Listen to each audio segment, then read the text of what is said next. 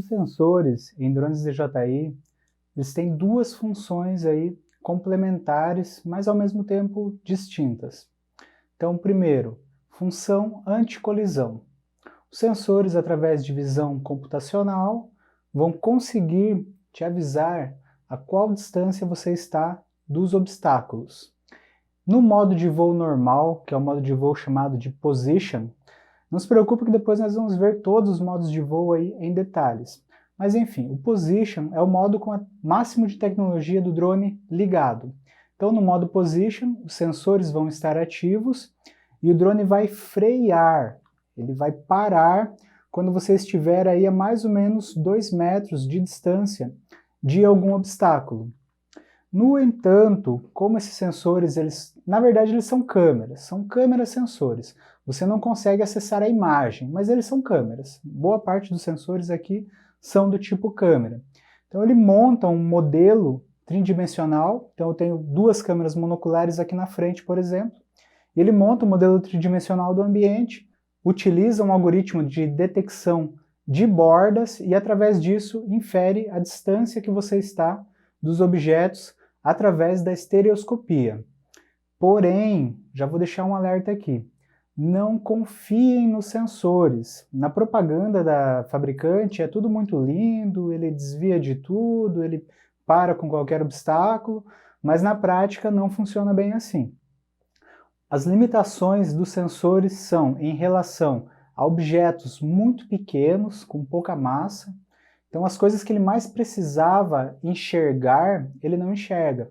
Como por exemplo, fio de luz, copa de árvore, que tem aqueles galhos mais soltinhos assim. Então são coisas que o sensor não vai conseguir pegar. Se você estiver confiando neles, você vai acabar batendo o seu drone.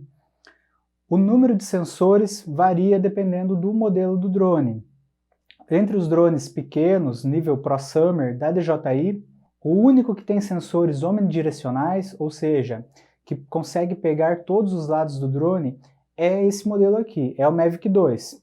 Então eu tenho as duas câmeras monoculares frontais, tenho um sensor de infravermelho em cima, tenho mais duas câmeras monoculares na parte traseira e tenho também os sensores aqui embaixo.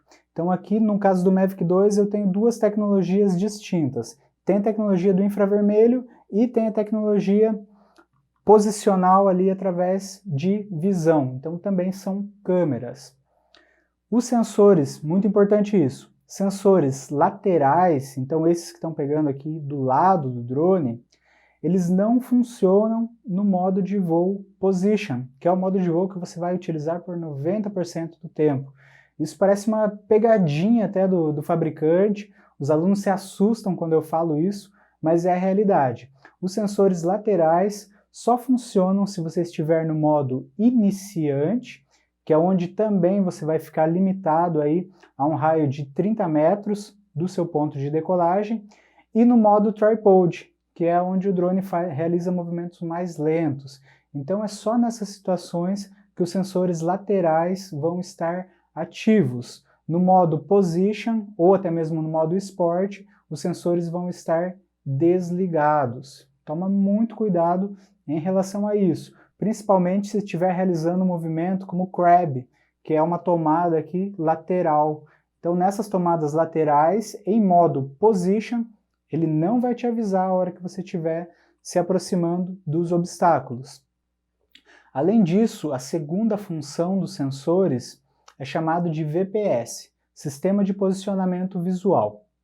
O sistema de posicionamento visual é compreendido pelos sensores da parte de baixo do drone e servem para, primeiro, navegação em lugares onde o sistema de GNSS não está presente.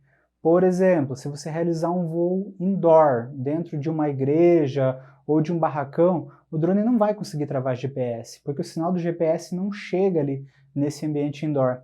Então, a navegação nesses ambientes vai ser realizada através do VPS.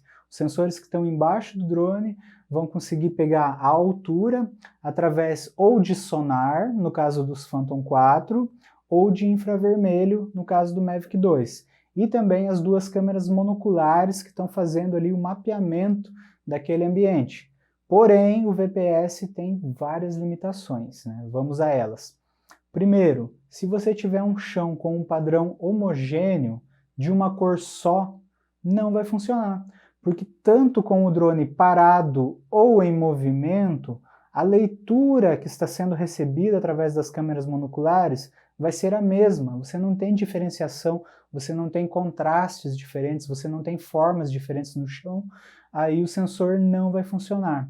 Outra limitação aí desses sensores, no caso do Phantom que tem o sonar, então o sonar não vai funcionar em superfícies inclinadas, o VPS também não vai funcionar em cima da água, porque a água ela está em movimento e ela é um objeto reflexivo. Então essas duas coisas não são cobertas pelos sensores, né? Diga-se de passagem, né? O que ocorre muito, eu vejo muito vídeo aí de youtuber, às vezes até youtuber famoso já de drone, cometendo esses erros e daí reclamando que o equipamento não funcionou direito. Então se você pega um drone desse aqui, com o modo VPS ativo, o sensor da parte de baixo dele ativo, e vai voar lá no mar, né? Inclusive tem um caso desse recente que ficou bem famoso aí, que o cidadão estava reclamando do drone. Então ele está aqui em cima da água, já está errado porque a leitura não funciona legal em cima de superfície reflexiva. Aí vem uma onda. A hora que vem essa onda, o sensor lê aqui a parte da altura e ele vai entender que o drone baixou e vai tentar subir.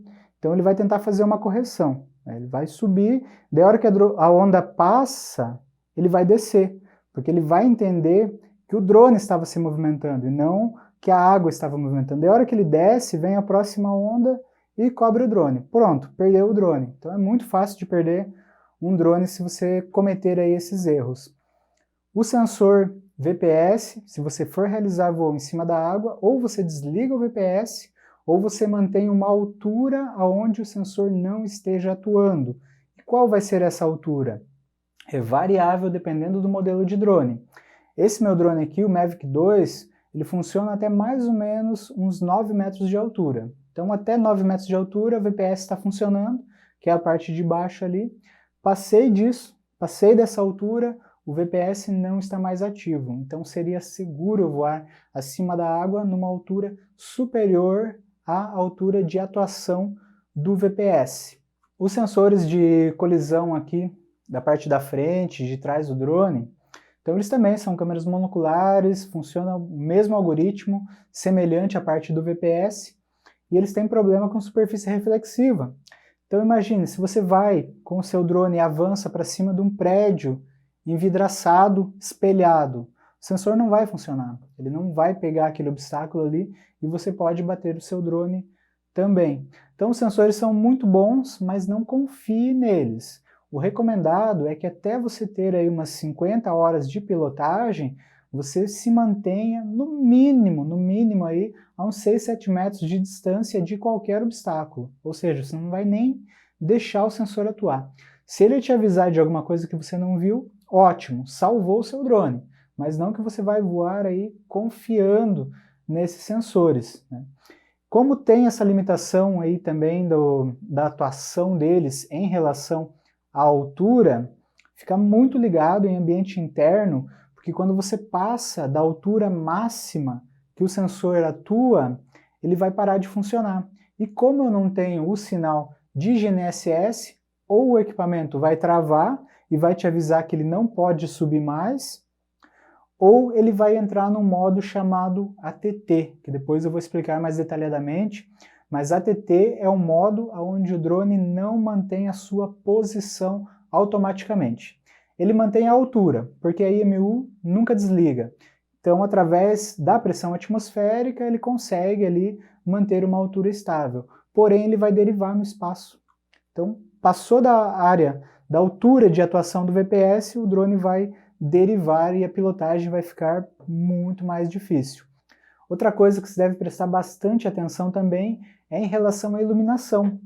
Então, como parte do VPS funciona através de câmeras, se a iluminação estiver muito baixa, não vai funcionar. E também o drone vai ficar derivando sozinho de acordo com o vento do local ou se o centro de gravidade não estiver bem certinho. Por exemplo, se você bater o seu drone, vai dar uma machucadinha numa hélice, e aí você não troca a hélice, você deixa ela daquele jeito, e ela é uma hélice desbalanceada. Então o centro de gravidade do drone já não vai estar mais tão legal, porque você vai ter aquela vibração ali, e o drone pode derivar mesmo sem vento em modo ATT, que é quando não está atuando nem a parte do VPS e também não tem um sinal de satélite disponível. Os sensores devem ser mantidos sempre limpos, porque são câmeras, então com um detergente neutro e um paninho você pode sempre limpar os sensores. E simplesmente colocar o dedo aqui, principalmente nesses de infravermelho, você vai ver que fica marcado. E com o passar do tempo, a acurácia vai ser diluída aí desses sensores. Eles vão atuar menos ainda se eles estiverem sujos.